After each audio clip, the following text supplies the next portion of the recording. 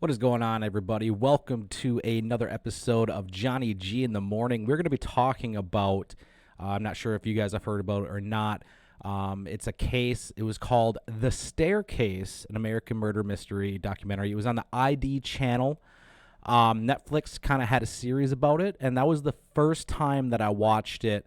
Netflix got a little bit more in depth. You got to see a lot more interviews. You got to see a lot more behind the scene type situations that were going on. But I think the ID channel did a really good job. If you guys want to check it out, it is on Hulu. It's a 3-part series. They're about 45 minutes each. So I actually sat down and watched that, made sure I took my notes on it. I know a lot of people enjoyed the Stephen Avery case, one that I did of Making a Murderer. A lot of comments, a lot of views on that one. So I decided I'm going to do one on The Staircase, another one that's very interesting to me. It has some twists and turns to it.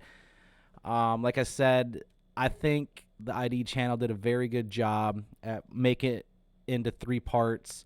It's about, we'll just say, close to 3 hours. It was close to 3 hours. I'm going to see if I can sum it up a little bit for you guys. So let's kind of get into it here. All kind of started on December 9th in 2001, about 2:41 a.m. Over in Durham, however you want to say that, North Carolina. They got a phone call. The police department got a phone call from Michael Peterson. He found his wife at the bottom of the staircase, covered in blood. And when you hear the phone call, you can hear how frantic he is. He just wants them to hurry up and get there. They're asking him questions. He seems kind of confused a little bit of like, what? No, I just need someone here. I need someone now.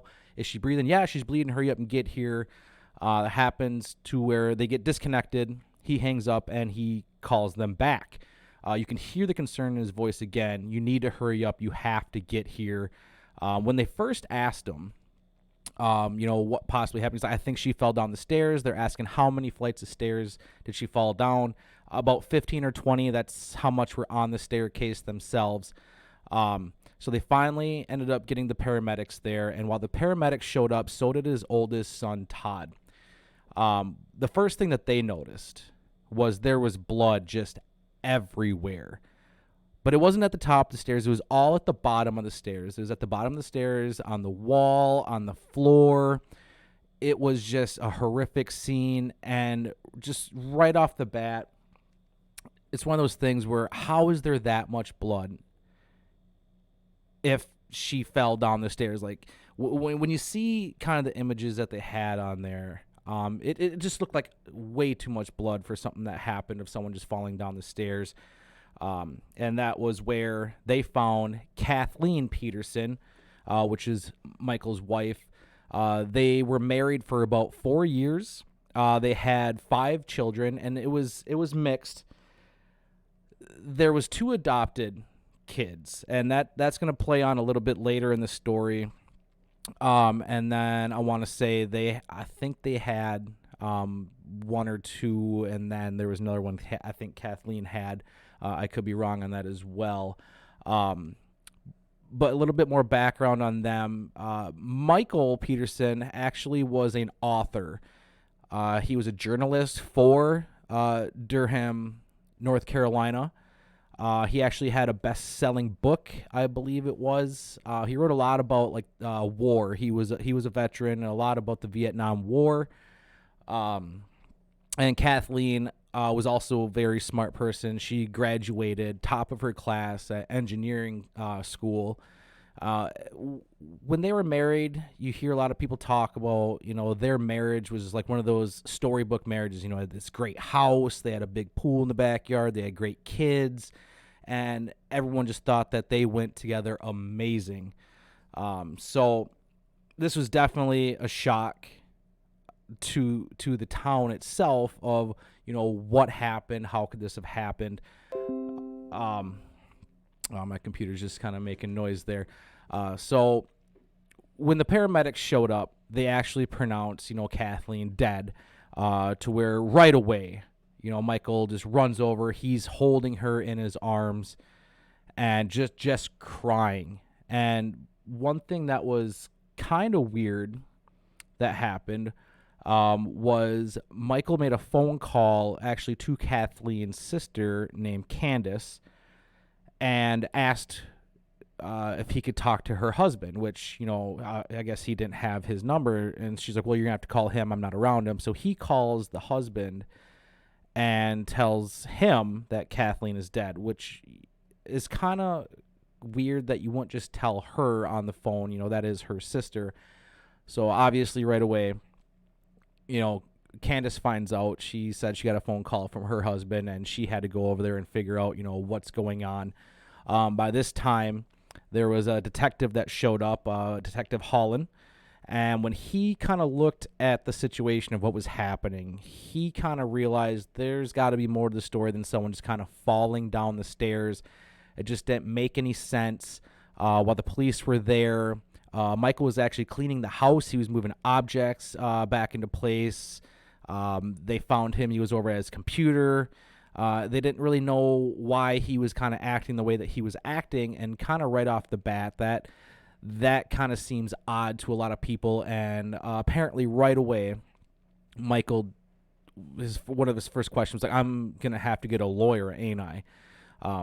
You stumble upon a dead body, you're probably going to be the one that people are going to be going to. So yeah, I guess it's possible that you're going to have to, get that lawyer.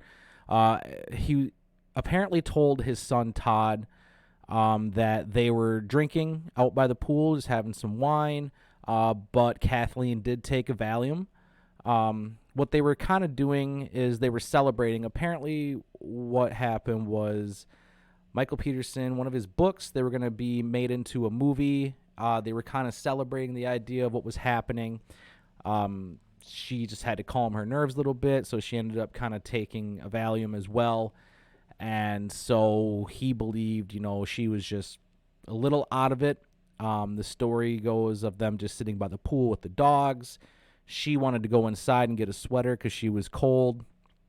And she was in there for 40 minutes by herself. Michael didn't go check on her. He was outside just hanging out with the dogs, and decided he was going to finally go in and see, what was taking her so long. When forensics finally showed up to the scene, they immediately asked for Michael's clothes. They wanted to, if there's any blood anywhere, they made him change clothes. He had to hand them over. But one of the things that the forensics guys said is he thought it was kind of weird that he saw blood on the front porch, was about 50 feet away from the staircase. Now, why is there so much blood at the bottom of the staircase and then only a little bit of blood on the front porch, which apparently is the way that Kathleen, walked into the house?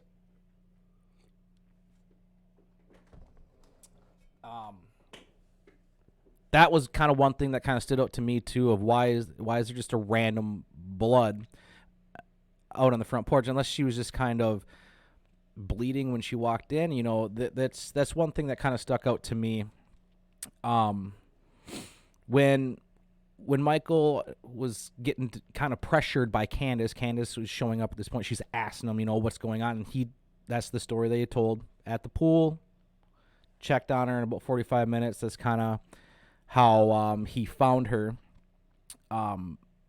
Michael finally kind of calmed down, and they were assessing the situation. Everyone was there, and it kind of jumps to now that Michael has hired a lawyer, and he got one of the best lawyers that you can get for money, of course.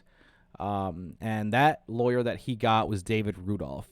David Rudolph was very well known in the South. He actually represented an ex-NFL player of Ray Caruth, who was on trial for first-degree murder. He was actually found guilty of conspiracy of murder, but he wasn't found guilty of first-degree murder. Kind of that situation, I looked that up as well, of what happened was there was a girl that he ended up knocking up. He wanted her to abort the baby. She said absolutely not. She ended up getting killed by a drive-by shooting, and that's kind of the whole situation. That's how David Rudolph was known. He was the lawyer for him, and a lot of people in the South knew him. It was a big case, and that's kind of where he's well known in that way. He also had a co-counsel of Thomas Maher, who was in the documentary quite a bit as well. And the prosecutor that's going to be going up against Michael Peterson is James E. Harden. Now, apparently, before the autopsy was even performed, Harden believed that there was enough evidence to trial Michael for murder. So Michael actually turned himself in because he knew he was going to be the prime suspect. So on January 14th, 2002, Michael actually made bond for $850,000. So he was out and about with his family. And, once again, the Netflix kind of documentary goes a little bit further in detail where they actually got to sit and talk to Michael quite a bit. They got to talk to the kids. And while all this is happening, he had full support from his family the entire time. Everyone's like, there is no way Michael could have done this. She had to have fallen. They just have this picture-perfect marriage. So a lot of people they were behind Michael the entire time. So there wasn't really anything in the family that was causing people to have tension with each other. But on February 17th, in 2002, the state finally released the autopsy report, and they actually discovered the abrasions that were on Kathleen's body that didn't really make sense with the fall. Like they said, they saw some cuts that were kind of on the arms, which are typical with someone struggling, like trying to defend themselves. They also found, there was some hair DNA from her in her hands. And they ended up finally shaving her head, and they found markings on the skull. Now the markings kind of come into play a little bit later in the story as well. There's a theory down the road of what happens with these markings. So it looked like somebody hit her in the head or scratched her in the head, but they were very consistent, and that was one thing that kind of troubled people. Of how are they so consistent on her head like that? And when Harden kind of gets all the autopsy pictures and all the crime scene photos, he decides he's actually going to contact Candace, who is Kathleen's sister, to meet with them.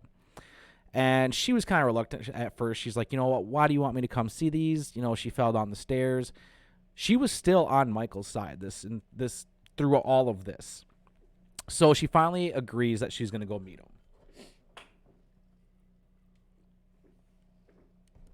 Now, this is where it kind of swings on Michael. Is she goes to meet Harden. The very first photo she pulls out is the autopsy photo with her head that was shaved.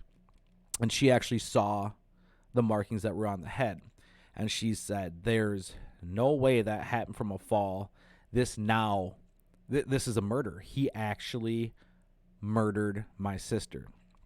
So that's where she kind of flips on it. So this is kind of where it gets a little bit interesting in the documentary. Is they start talking about Michael's columns that he would write for, at the paper that he wrote for in North Carolina. He wrote a lot of bad, I guess you can say, or a lot of things about the police department that he disagreed with.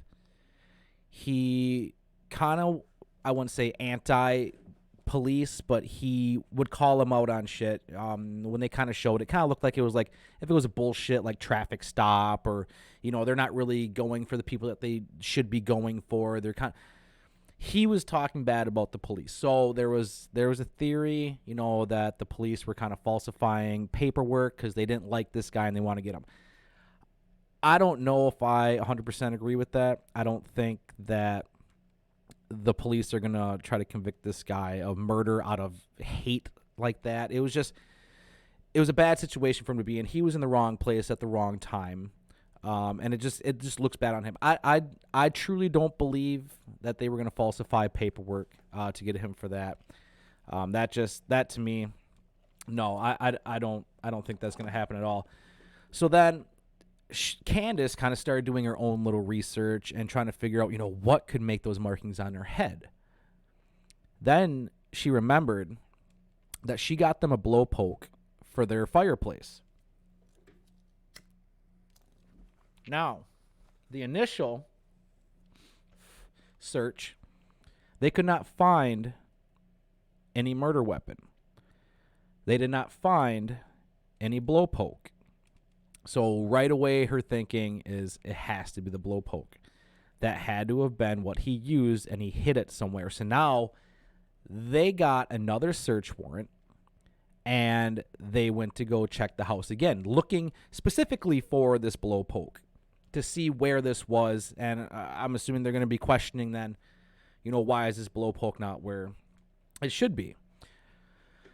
So while doing their second search, they ended up going through Michael's computer, which they saw earlier in the first day that they were there, that he was at the computer, and they were asking him to leave.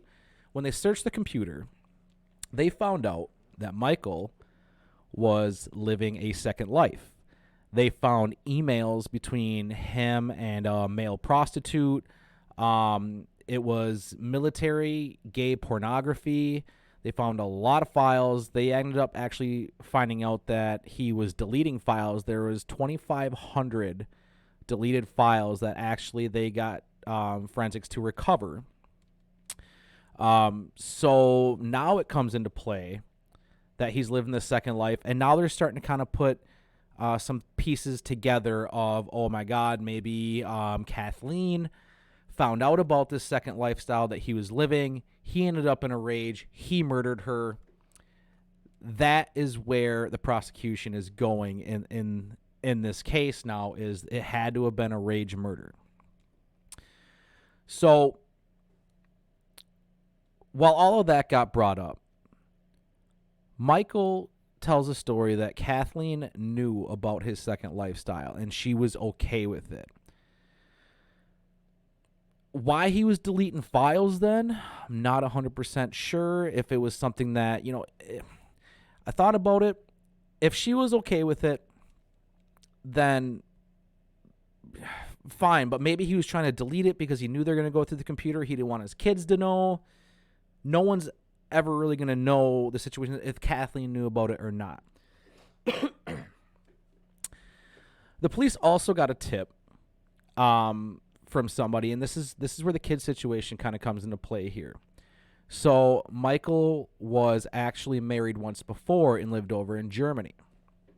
So they found out that when Michael was living over in Germany, he had a wife named Patty, and they were really close friends with their neighbors. I think it was Liz Ratliff was her name, if I remember correctly. And Liz's husband ended up dying, and she didn't know what to do. He was the one that he took care of all the finances. He took care of everything, and, she was distraught. She had these 2 kids. So she ended up kind of really becoming close with Michael Peterson and his wife Patty at the time. And there was a situation where Liz actually ended up dying as well. And this is where it gets interesting too. They also found her body at the bottom of a staircase. Now, lightning doesn't strike twice in the same flock. Either this guy's got the worst luck ever, or something is happening here. Maybe this guy is some kind of weird serial killer. There was talk at one point that there was a neighbor that saw somebody running from the house, but they didn't get a good look at him. There was actually no investigation of that. They just claimed it as, an accidental fall down the stairs. They hit their head. Everything was consistent with a fall. So that's just kind of how they labeled it. And then, the kids, they were actually adopted by Michael Peterson and his wife at the time, Patty.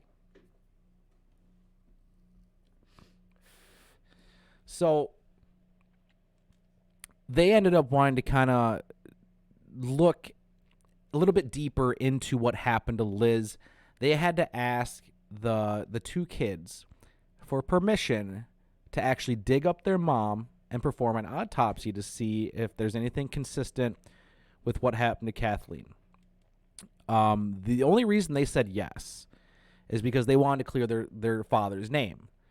Once again, they still have his back. So they ended up digging up Liz. They said the skull was still intact, and they did notice that on the back of the head there was markings that were very consistent to what Kathleen had on the back of her head as well. So that is a very, very odd thing. And this happened 16 years before what happened to Kathleen. So now a lot of people are thinking, there might be like some kind of serial killer on our hands.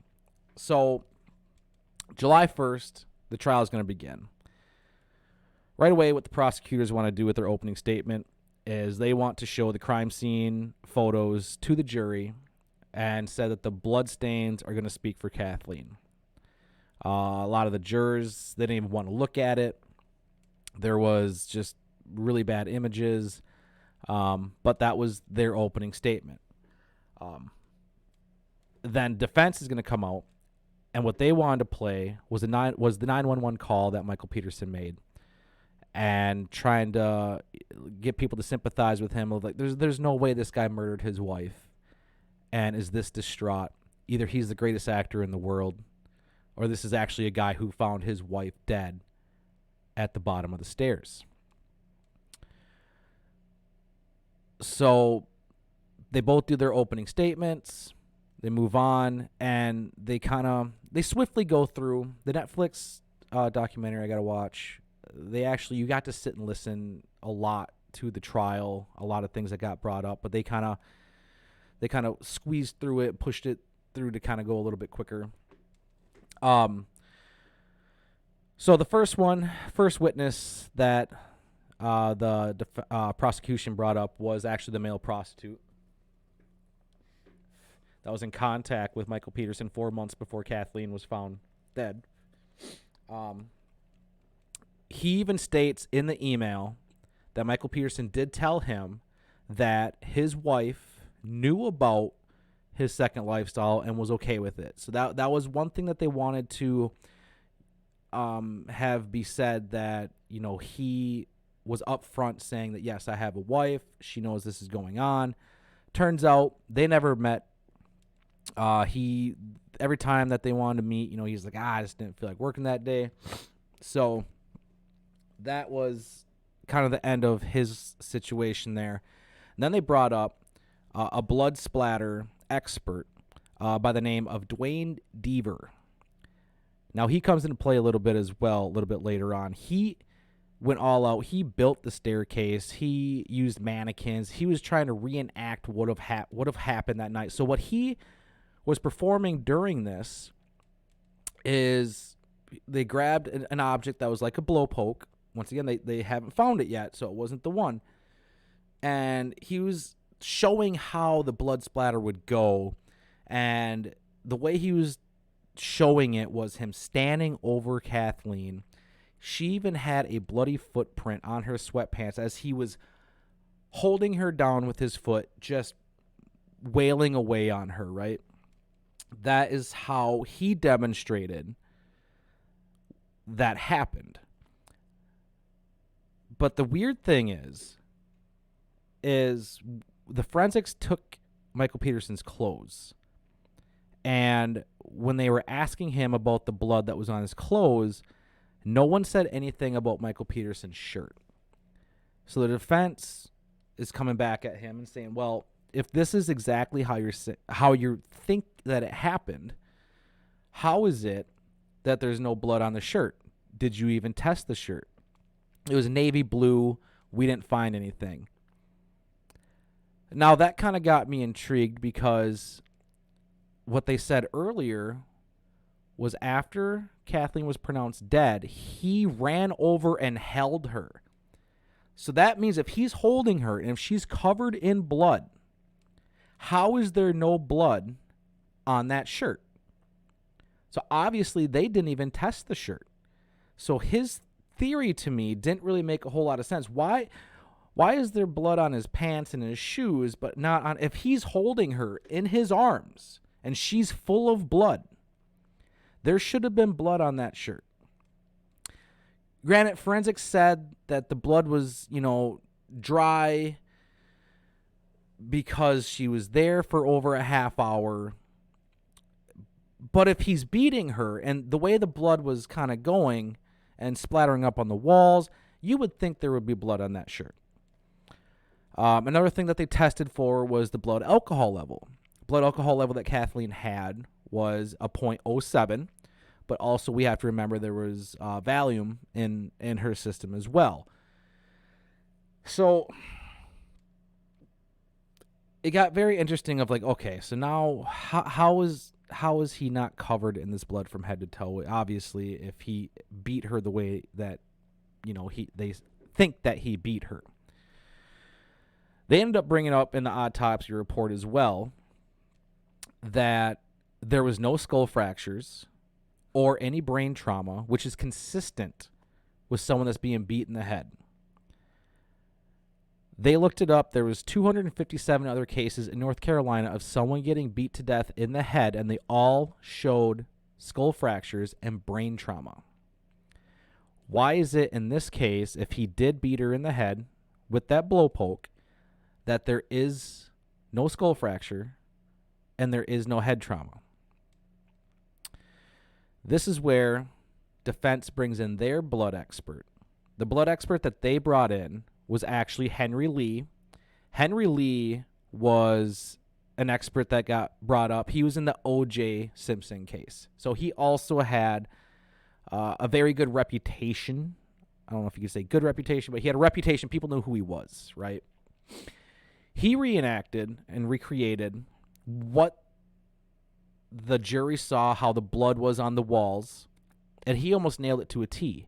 He actually brought out a whiteboard, and he put this fluid in his mouth and spit it how it came out of her mouth as she was falling, or if she, hit her mouth in any way. And he got it to actually look pretty damn close to what it was on the walls. And as he's getting cross-examined, they're kind of asking him questions, and the prosecution says, can you rule out that this was a homicide? And he actually said, I can't rule that out. There's no way I cannot rule out that it was not a homicide. I'm just giving you my expertise and my explanation of possibly what happened. They also had a couple fall experts that kind of came in to testify, and they designed a simulation of how she could have fell, hit her head, maybe laid there for about 10, 15 minutes, tried to get back up, tried to go upstairs to maybe wash some blood off of her, and she slipped and fell on her blood again. They had this whole computer simulation of everything of how this could happen. Now, the lead detective took the stand and told the jury that the murder weapon was never recovered because they couldn't find the blow poke that Candace was thinking that was the murder weapon. This is where the trial took a turn as well. And you didn't see this in the Hulu documentary, but you saw this in the Netflix one. David Rudolph actually got a phone call from a family member. They were at the house. They ended up finding that blow poke. They found the blow poke actually in the family's garage, covered in cobwebs, covered in dead bugs. They tested it for DNA, blood, hair. They couldn't find anything on it. So when he actually just pulled that out, and he goes, do you mean this blow poke that was found in the family's garage? Now, they checked that house over and over and over. I don't know if maybe someone didn't go in the garage. I'm assuming the second search warrant, you're going to be checking everything that you can possibly see, right? No one ended up going in the garage to even look for anything. It's possible that someone's going to stash a murder weapon there. So the prosecution, their eyes just got big, like, oh my God, they found that. Like, I can't believe they just brought that up. The only thing that was weird about the blow poke was the tip of it was broken off. So that's kind of where it gets sketchy a little bit as well, of how did that tip get broken off? Was it cut off? is that what could possibly have, hair on it or blood on it? Nobody knows. It's just, but it looks like it's been sitting there forever, obviously covered in cobwebs and bugs. Who knows? Nobody knows. So now this blow poke kind of becomes irrelevant in the situation because no one knows exactly what happened to it. So then they kind of go through their closing statements, and prosecution, their closing statement is pretty much stating they're going back to Kathleen found out about his second life that he was living. He got built in a rage, beat her to death, and then he's playing, I just found her. And the defense, their closing statement was simply, blowpoke was never missing. Obviously, in the emails, he told the male prostitute that his wife, did know about his second lifestyle. She was aware of it. So you can't really blame it on. So that's everyone's theory, is it was built rage from this man because his wife found out about his second lifestyle. So after 4 days, the jury finally reached their verdict. And the jury found Peterson guilty of first-degree murder. Now you see Michael Peterson's reaction. No crying.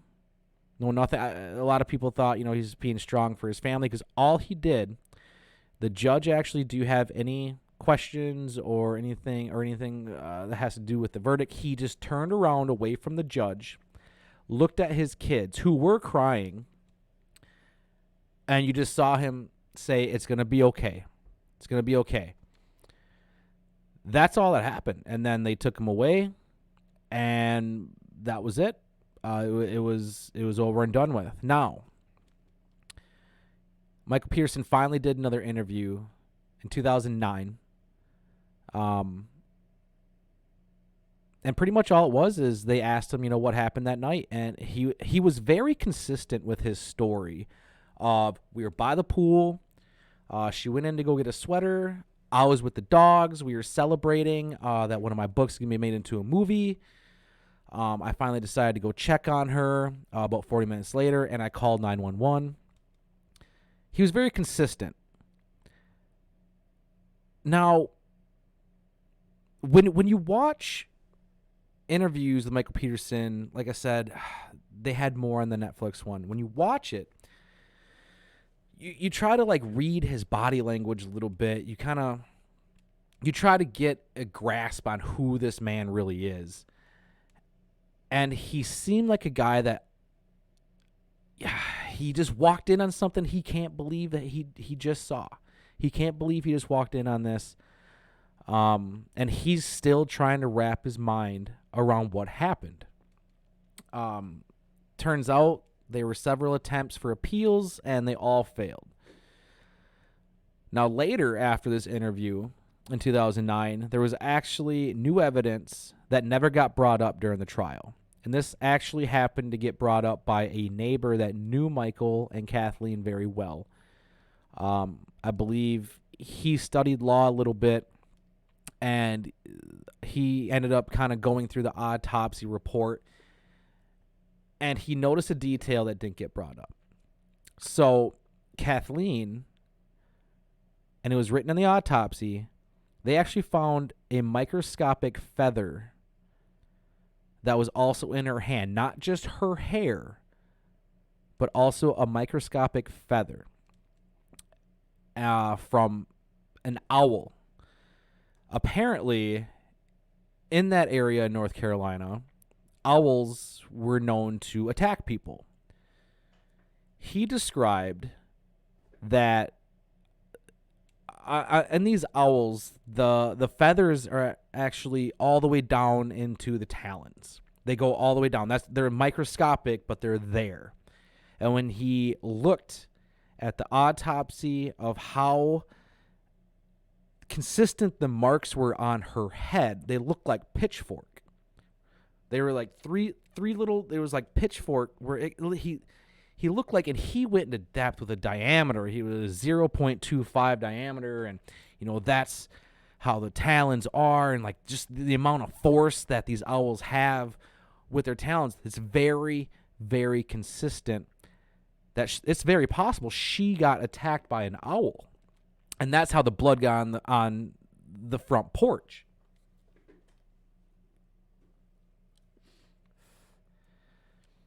So as he's explaining the theory, it kind of starts to make sense. Like, holy shit, maybe that's how the blood got on the front porch. She's grabbing her head. The defense marks on the arms getting scratched. If an owl's attacking your head, you're going to be trying to cover your head. How the marks were and how consistent they were. That theory is actually not too far-fetched, and especially if owls were known to attack people. If it's, he made the phone call, 2:41 in the morning. She was dead for probably 40 minutes. 2 in the morning, an owl, it's late. It's a very good theory. So that kind of swung it in the direction of, holy shit, maybe an owl did do this. Well, apparently the DA office was dismissing the theory, saying that, that's just outrageous. There's no way that an owl did this. Michael Peterson is guilty. He was found guilty. He murdered his wife. Well, the story takes kind of another turn because in 2010, there was a man that got an appeal on a trial that he was on. He admitted he went on a bender with a buddy of his. They crashed his truck. They left the scene. When they came back, the police officers were there, and there happened to be a dead body. I don't remember how far they said it was, but it was yards away from his vehicle, and there was a little blood on his fender. And pretty much they're stating, it was a hit and run. He hit someone, killed him. And it wasn't a lot of blood. When you saw the picture, it was not a lot of blood. It was just a little speck. Just so happens the blood expert that was in his case was none other than Duane Deaver. So during his appeal, they had Duane Deaver on the stand and asked him if he could specifically 100% guarantee that was human blood that was on this gentleman's truck. Apparently, he could not confirm that it was actually human blood that was on the truck. The company that he worked for at the time, don't remember what the company's name was, but apparently this has happened quite a bit, that they have just stated that it's human blood without really being able to test it. Now, that's a sketchy situation. It was weird to hear that, because how can you possibly say it's human blood without actually doing the testing? So they also found out that Duane Deaver has said that he worked on more than 500 cases. And after actually looking into his credentials, he's only worked on 54 cases. That's significantly lower than 500. Now, David Rudolph catches wind of this. That guy that had his appeal, he got off. He got out of prison. All of these cases now that Duane Deaver worked on, all these cases, they're going back and they're like, we have to look at these cases again. Michael Peterson's was one of those cases. Right away, David Rudolph is all about it. Demands a new trial. Pretty much because Deaver is not an expert in what he says he is. He's nothing but a fraud. Finally, in 2017, Michael Peterson gets a new. I guess he gets his appeal. I don't really want to say new trial because they didn't really go to trial. He got an appeal. During that, found out there's a lot of evidence that was mishandled, and a lot of evidence that was contaminated after so many years of this happening. And Michael Peterson ended up getting what they called an Alford plea. What he had to admit was a guilty verdict and a record of first-degree murder on his record. And he served his 8 years in prison for it. He had to agree to that. If he agreed, he can walk free. So Michael Peterson did that, even though to this day still swears up and down that he did not kill his wife, Kathleen Peterson. But he remembered the one thing that his son told him is that he is playing a card game at a crooked table, and he has to take this plea. So he does. On February 24th, 2017, Michael Peterson was set free and continues to live in Durham, North Carolina, where he's actually working on a new novel. This is one of the craziest trials documentary you can watch. Like I said, if it's still on Netflix, I would go check it out. I thought it was a limited time series, but you guys can also check it out on Hulu as well. You can do your own research. It's definitely a crazy story. After really sitting and thinking about it, I'm leaning more towards, and I know it's crazy, I'm leaning more towards that owl theory. How in the hell was there a microscopic feather? Now, whether they can tell it's an owl feather, I don't know. I'm not an expert in any of that. I'm assuming there's consistency in the feather that they can figure it out. But a feather in Kathleen Peterson's hand, the same hands that have her hair, like she's blocking herself, right? She's getting attacked by an owl, covering her head, scratches on the arms. That's the defense. Now, how deep those cuts are, they never said. I'm assuming the amount of pressure that talons have, they had to have cut pretty deep. Now, were they just fingernails? They didn't really discuss that. But that's how I would assume scratch got on the arms. Her hair, the feather. I personally believe in the owl theory. But also with that other girl, Liz, found dead at the bottom of a staircase with the same marks on her head that were pretty close. I just don't know. I don't know if Michael Peterson is just an evil genius, if Michael Peterson is just somebody who was in the wrong place at the wrong time twice. That's up for you guys to decide. I hope you guys enjoyed the staircase podcast here for you. I know a lot of people like the Stephen Avery one that I did. I enjoy doing these. I really do. I enjoy any weird crime trials. They trip my trigger. I hope you guys enjoyed it. I hope you guys come up with your own theories as well.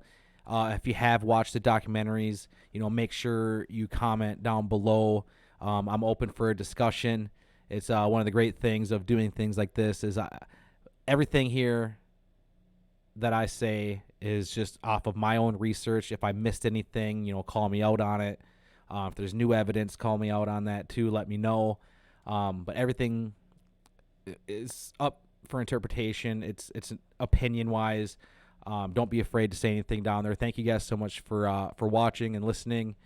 Check it out, guys. The Staircase. It's a great story. It's definitely a weird one, and I hope to catch you guys in the next one. Thank you.